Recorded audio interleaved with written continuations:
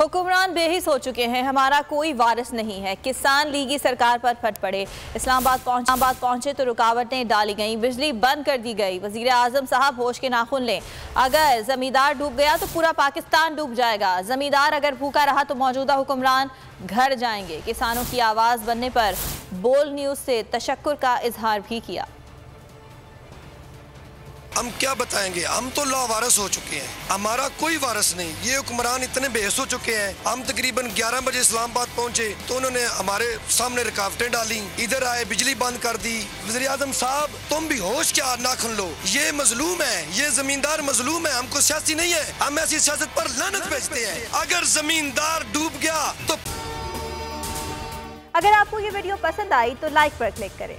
पूरा पाकिस्तान डूब जाएगा। अगर जमींदार डूब गया, ना तुम नाश्ता करोगे, ना तुम्हारे साथ कोई पराठे आएंगे, ना सब्जी आएगी, ना दूध आएगा, तुम भूखे मरोगे।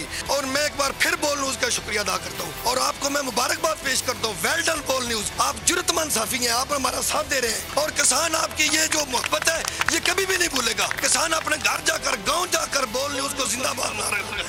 मैं हूँ इमरान रियाज खान, अब आप मुझे देख पाएंगे सिर्फ बोल न्यूज़।